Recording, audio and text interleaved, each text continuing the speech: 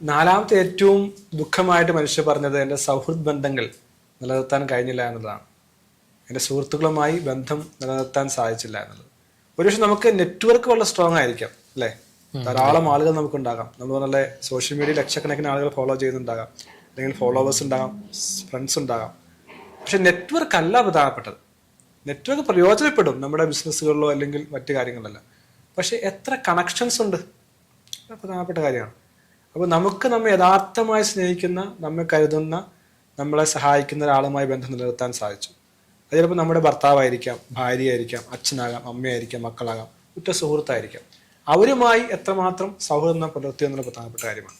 ഇപ്പോൾ ഡൺബാർ നമ്പർ എന്ന് പറയുന്ന വളരെ പ്രശസ്തമായൊരു പ്രയോഗമുണ്ട്. അത് പറയുന്ന ഒരു വ്യക്തിക്ക് 150 ആളുകളുമായിട്ടാണ് ഒരു കണക്ഷൻ നിലനിർത്താൻ സാധിക്കുകയുള്ളൂ എന്നുള്ളതാണ്. പക്ഷെ നമ്മുടെ സോഷ്യൽ മീഡിയ നോക്കിയാൽ അല്ലെങ്കിൽ ഫോളോവേഴ്സ് നോക്കിയാൽ നമുക്ക് എത്രയോ 1000, 10,000, ലക്ഷം കണക്കിന് ആളുകളുണ്ടാവും. ഒരിക്കലും നമുക്ക് അവരുമായി എല്ലാം ബന്ധം നിലനിർത്താൻ സാധിക്കുകയില്ല. ഈ 150 ആളുകളിൽ നമുക്ക് ഫോക്കസ് ചെയ്യാൻ സാധിക്കും. ആ 150-ൽ 5 പേർ നമ്മുടെ ഹൃദയത്തെ അറിയുന്ന, നമ്മുടെ വികാരത്തെ അറിയുന്ന ഒരാളാണോ? ഇതൊരു വളരെ പ്രധാനപ്പെട്ട ചോദ്യമാണ്. പലപ്പോഴും നമ്മൾ വിചാരിക്കും ലോൺ വൂൾഫ് എന്ന് പറയും, അല്ലേ? ഒറ്റയാനായി പോരാടുക. ഇതെല്ലാം ഒരു മിത്തായിട്ടാണ് എനിക്ക് എൻ്റെ ജീവിതത്തിൽ തോന്നിയത്. ഒറ്റയ്ക്ക് പോരാടുക എന്ന് പറയുന്നത് പുറമെ ആളുകളെ രസിപ്പിക്കുന്ന, ഒപ്പം തന്നെ അഭിമാനം തോന്നുന്ന ഒരു കാര്യം മാത്രമായി എനിക്ക് കാണാൻ സാധിക്കുള്ളൂ. ഒരു ലോൺ വൂൾഫ് എന്ന് പറയുന്നത് യഥാർത്ഥത്തിൽ ഇത് പോസിബിൾ ആണോ മനുഷ്യനെന്നുള്ളത് ചിന്തിക്കേണ്ട ആവശ്യമാണ്. പോസിബിൾ ആയിരിക്കാം, പക്ഷേ at the end of the day നാം ചിന്തിക്കാൻ പോകുന്നൊരു കാര്യമുണ്ടായിരിക്കാം, ഞാൻ ഈ ചെയ്തതെല്ലാം എന്തിനു വേണ്ടിയായിരുന്നു? ഈ ബന്ധമെന്ന് പറയുന്നത് ഭാര്യയോ ഭർത്താവോ ആകണമെന്നില്ല, പക്ഷേ ഒരു 5 പേരെങ്കിലും എൻ്റെ ഹൃദയം അറിയുന്ന, എൻ്റെ വേദന അറിയുന്ന, എൻ്റെ സ്പന്ദനം മനസ്സിലാക്കുന്ന ആളുണ്ടോ? 5 പേർ സൗഹൃദം. പിന്നെ ഒരു 50 പേരുണ്ടാകാം നമ്മുടെ നെറ്റ്വർക്ക് കണക്ഷനിലുള്ളത്. 150 പേർ നമുക്ക് എന്തെങ്കിലും സഹായിക്കാൻ കഴിയുന്ന ആളുണ്ടാകാം, വിളിക്കാൻ കഴിയുന്ന ആളുണ്ടാകാം. ഒരു 15 പേർ നമ്മെ എന്തെങ്കിലും സഹായിക്കുന്ന ആളുണ്ടാകാം. 5 പേർ നമ്മുടെ ഹൃദയത്തെ അറിയുന്ന, ഇമോഷണൽ കണക്റ്റുള്ള ആളുകളുണ്ട്. ഇത് ആളുകൾ പറഞ്ഞു പോയൊരു സങ്കടമാണ്. എനിക്ക് അങ്ങനെ എൻ്റെ ഹൃദയത്തെ മനസ്സിലാക്കുന്ന, എൻ്റെ വേദനയെ അറിയുന്ന, എൻ്റെ ദുഃഖത്തെ അറിയുന്ന, എനിക്ക് എന്തും പങ്കുവയ്ക്കാൻ കഴിയുന്ന ഒരു 5 പേർ അതില്ലാതെയാണ് ഞാൻ മരിക്കാൻ പോകുന്നത് എന്നാണ് അവർ വിലപിച്ചത്. മനുഷ്യൻ്റെ ആന്തരിക ദുഃഖങ്ങളിൽ മറ്റൊരു വേദനാജനകമായ ദുഃഖം തന്നെയാണ്. മനുഷ്യൻ്റെ ആന്തരികതയെ ഏറ്റവും കൂടുതൽ നോവിക്കുന്ന മറ്റൊരു ദുഃഖമാണ് കണക്ഷൻസ്, ബന്ധങ്ങൾ. പലപ്പോഴും അവൻ്റെ നേട്ടങ്ങളെക്കാൾ അല്ലെങ്കിൽ അവൻ്റെ വിജയങ്ങളെക്കാൾ, ഭക്ഷണത്തെക്കാൾ പോലും അവൻ അതിനേക്കാൾ പ്രിയപ്പെട്ടതായിരിക്കുന്നത് വാംതാണ്, ഊഷ്മളതയാണ് എന്ന് ഒരു പഠനത്തിൽ തെളിഞ്ഞിട്ടുണ്ട്.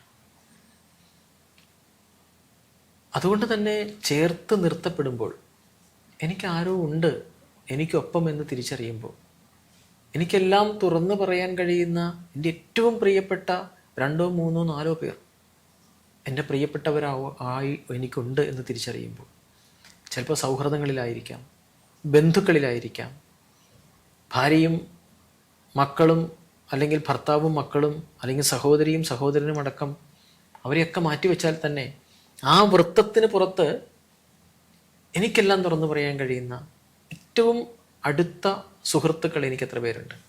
എൻ്റെ ജീവിതം പലപ്പോഴും പൂർണ്ണമാകുന്നത് അപ്പോൾ കൂടിയാണ്. എൻ്റെ ജീവിതത്തിന് അർത്ഥമുണ്ടാകുന്നത് അപ്പോൾ കൂടിയാണ്. എൻ്റെ ജീവിതം മധുരതരമായിരുന്നു എന്ന് ഞാൻ അവസാന നിമിഷങ്ങളിൽ തിരിച്ചറിയുന്നത് അപ്പോൾ കൂടിയാണ്. അപ്പോൾ ബന്ധങ്ങളിലെ ഊഷ്മളത എന്ന് പറയുന്നത് ഒരു മനുഷ്യനെ സംബന്ധിച്ച് അവൻ്റെ ജീവിതത്തെ സാർത്ഥകമാക്കുന്ന മറ്റൊരു സവിശേഷതയാണ്. അതുകൊണ്ട് ബന്ധങ്ങളിലായിരിക്കാൻ നമുക്ക് തീർച്ചയായും ഈ ജീവിതത്തിൽ മാത്രമേ കഴിയൂ എന്നുള്ളതാണ് യാഥാർത്ഥ്യം. മറ്റൊരു ജീവിതം ഉണ്ടോ ഇല്ലയോ എന്നുള്ളത് നമുക്കറിയില്ല. ഇനിയൊരു അവസരമുണ്ടോ ഇല്ലയോ എന്നും നമുക്കറിയില്ല. നമ്മൾ മുമ്പ് എന്തായിരുന്നു എന്നും നമുക്കറിയില്ല. പക്ഷേ നമുക്ക് ആകെ ചെയ്യാൻ കഴിയുന്നത് ഇപ്പോൾ ഈ നിമിഷം നമുക്ക് ഏറ്റവും പ്രിയപ്പെട്ട ഒരാൾ, നമ്മളെ കേൾക്കാൻ കഴിയുന്ന ഒരാൾ, നമ്മളെ മനസ്സിലാക്കാൻ കഴിയുന്ന ഒരാൾ, നമുക്കെല്ലാം ഷെയർ ചെയ്യാൻ കഴിയുന്ന ഒരാൾ, ആ വ്യക്തിക്കും എല്ലാം ഷെയർ ചെയ്യാൻ കഴിയുന്ന ഒരാൾ കൂടി ഞാനാകുമ്പോഴാണ് എനിക്കൊരു സൗഹൃദം ഉണ്ടാകുന്നത്. ഏകപക്ഷീയമായി ഞാൻ എൻ്റെ വേദനകൾ പങ്കിടാൻ ഒരാളെ കണ്ടെത്തുക എന്നുള്ളതല്ല. ഈക്വലി ഒരേപോലെ റെസിപ്രൊക്കേറ്റ് ചെയ്യാൻ, ഞാൻ വിനിമയം ചെയ്യുന്നതിനെ അതേ ഭാഷയിൽ, അതേ ഡെപ്തിൽ, അതേ ഇൻറ്റൻസിറ്റിയിൽ തിരിച്ച് എനിക്കും ഇങ്ങോട്ട് തരാൻ കഴിയുന്ന ഒരാൾ അതാണ് യഥാർത്ഥ സൗഹൃദത്തിൻ്റെ മനോഹാരിത. അപ്പോൾ ഒരേ സമയം എനിക്കൊരു സുഹൃത്തിനെ കിട്ടണമെങ്കിൽ ആ ക്വാളിറ്റി എന്നിലുണ്ടാകണം. എനിക്ക് സ്നേഹം ആഗ്രഹിക്കുന്നുണ്ട് ഞാനെങ്കിൽ സ്നേഹം മറ്റൊരാൾക്ക് കൊടുക്കാൻ ഞാൻ തയ്യാറാകണം. സ്നേഹം എന്താണ് എന്ന് എനിക്ക് അറിഞ്ഞാൽ മാത്രമേ, അത് വൈകാരികമായി എനിക്ക് തിരിച്ചറിയാൻ കഴിഞ്ഞാൽ മാത്രമേ, വൈകാരികമായ സ്നേഹത്തെ അനുഭവിക്കാൻ കഴിഞ്ഞാൽ മാത്രമേ എനിക്ക് മറ്റൊരാൾക്ക് ഇത് കൊടുക്കാൻ കഴിയൂ. അല്ലാതുള്ള ബന്ധങ്ങൾക്കൊന്നും ആഴുണ്ടാവില്ല. അതൊക്കെ വേറെ എന്തൊക്കെയോ കൊടുക്കൽ വാങ്ങലുകൾ കൊണ്ട് മാത്രം പുറമേ നിൽക്കുന്ന ബന്ധങ്ങൾ മാത്രമായിരിക്കാം.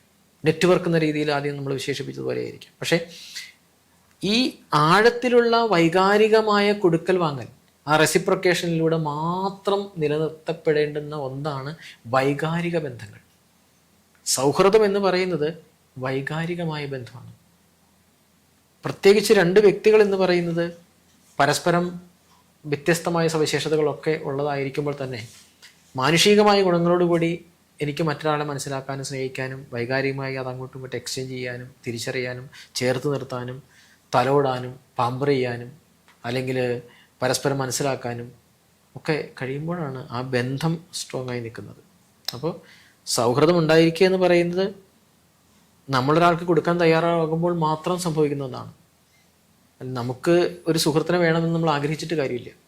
നമുക്കൊരു സുഹൃത്തിനെ കിട്ടണമെങ്കിൽ നമ്മൾ ആഗ്രഹിക്കുന്നത് പോലെ തന്നെ നമ്മൾ ആ വ്യക്തിക്കും കൊടുക്കാൻ തയ്യാറാകണം.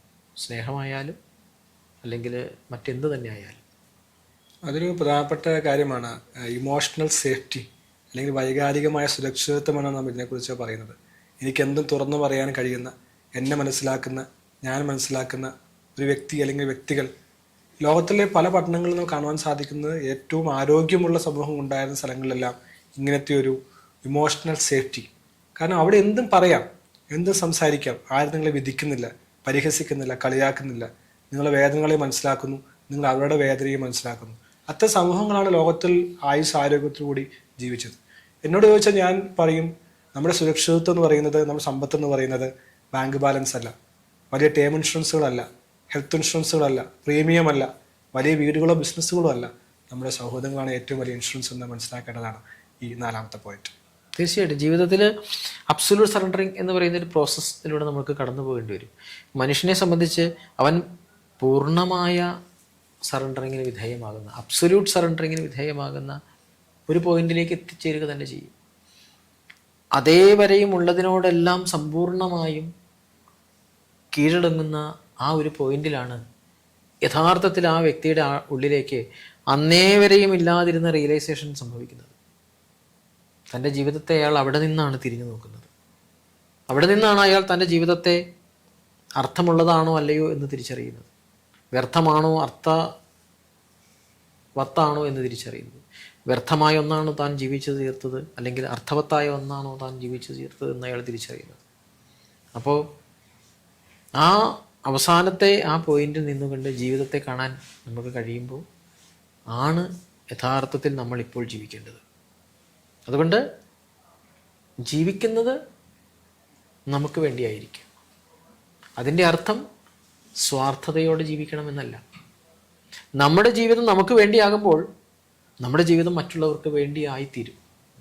നമ്മൾ യഥാർത്ഥത്തിൽ ആരാണോ ആയിത്തീരേണ്ടത് അതിനനുസരിച്ച് ജീവിക്കുമ്പോൾ നമ്മുടെ ജീവിതം കൊണ്ട് നമ്മുടെ ചുറ്റുപാടുമുള്ളവർക്ക് ക്ഷേമം അല്ലെങ്കിൽ വെൽബീയിങ് എന്ന് പറയുന്നത് നമുക്ക് സൃഷ്ടിച്ചെടുക്കാൻ കഴിയും. നമ്മുടെ ചുറ്റുപാടുമുള്ളവർക്ക് കൂടി നമ്മുടെ ജീവിതം അവിടെ പ്രകാശമായി തീരുവാണ് ചെയ്യുന്നത്. ഏത് തരത്തിലാണെങ്കിലും. പകരം മറ്റെന്തിൻ്റെയെങ്കിലും പിന്നിലുള്ള ആഹ്വാനങ്ങൾക്ക് പിന്നാലെ പോകുമ്പോഴാണ് നമ്മുടെ ജീവിതം കൊണ്ട് ആർക്കും ഒരു പ്രയോജനവുമില്ലാതെ എൻ്റെ ഏകപക്ഷീയമായ വിജയം മാത്രമായി എൻ്റെ ജീവിതം തീരുന്നത്. പലപ്പോഴും പല വ്യക്തികളും അവരുടെ ജീവിതത്തിലെ വെട്ടിപ്പിടിക്കലുകൾക്കൊടുവിൽ അത് അവരുടെ മാത്രം വിജയമായി തീരുവാണ്. ആ വിജയം കൊണ്ട് ലോകത്തിന് ഒരു ഗുണവും സംഭവിക്കുന്നില്ല. അവരുടെ ചുറ്റുപാടുകളിൽ ഉള്ളവർക്കായിക്കൊള്ളട്ടെ, അവരുടെ ഏറ്റവും പ്രിയപ്പെട്ടവർക്കായിക്കൊള്ളട്ടെ, ആ വിജയങ്ങൾ മനസമാധാനത്തെ സൃഷ്ടിക്കുന്നില്ല. ആ വിജയങ്ങൾ കൊണ്ട് അവർക്ക് ആന്തരികമായി സമാധാനമോ സന്തോഷമോ അതുകൊണ്ട് കിട്ടുന്നില്ല. ആ ശൂന്യത പിന്നെയും ബാക്കിയാക്കിയാണ് ആ വ്യക്തിയും അവരുടെ കൂടെയുള്ളവരും ജീവിക്കുന്നത് എങ്കിൽ അത് അയാളുടെ വഴിയേ ആയിരുന്നില്ല എന്നുള്ളതാണ് അർത്ഥം. അയാൾ ജീവിക്കേണ്ട വഴിയിലല്ല അയാൾ വിജയിച്ചത്. അയാൾ തിരഞ്ഞെടുക്കേണ്ടുന്ന ജീവിതമല്ല അയാൾ ജീവിച്ചത്. അത് അയാളുടെ വിജയമേ ആയിരുന്നില്ല. മറ്റാരുടെയോ വിജയത്തിന് പിന്നാലെ പോയി അയാൾ വിജയിച്ചു എന്നുള്ളത് സത്യമാണ്. പക്ഷേ ആ വിജയം ഒരിക്കലും ലോകത്തിന് പ്രത്യേകിച്ചൊരു നന്മയും പ്രദാനം ചെയ്തിട്ടില്ല എന്ന് മാത്രമല്ല ആ വ്യക്തിയുടെ ജീവിതം തന്നെ അർത്ഥരഹിതമാക്കി തീർക്കുകയായിരിക്കും മിക്കവാറും ആ വിജയം ചെയ്യുക.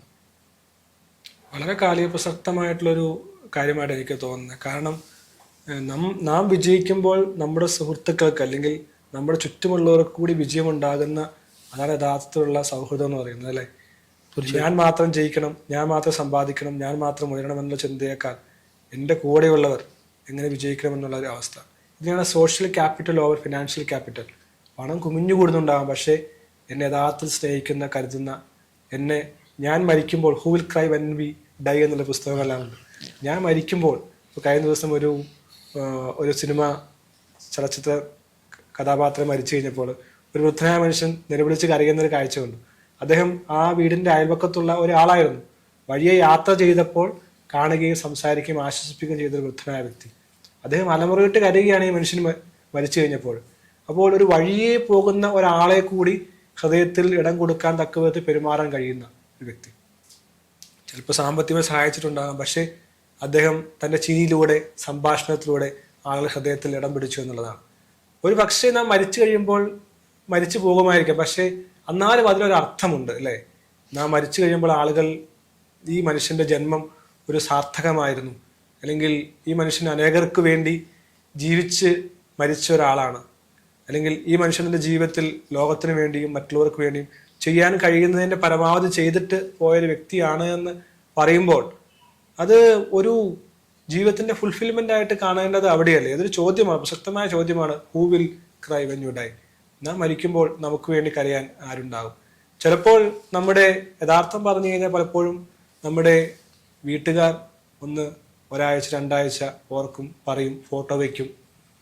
പിന്നെ ചിലപ്പോൾ നാട്ടുകാരെല്ലാം അയാൾ മരിച്ചു പോയല്ലോ എന്ന് പറയും. കുറെ ദിവസങ്ങൾ കഴിയുമ്പോൾ എല്ലാം പഴയ പോലെയായി മാറും. ആ വ്യക്തി ഉണ്ടായിരുന്നെന്ന് പോലും അറിയാത്ത രീതിയിൽ ലോകവും സമൂഹവും മാറും. പക്ഷെ എന്നാലും ഈ മനുഷ്യൻ അല്ലെങ്കിൽ ആ വ്യക്തി കുറെ നാളുകൾ മനുഷ്യ ഹൃദയത്തിൽ നിലനിൽക്കുന്നത് അതല്ല യഥാർത്ഥത്തിലുള്ള ഒരു മനുഷ്യന്റെ കർമ്മം എന്ന് പറയുന്നത്.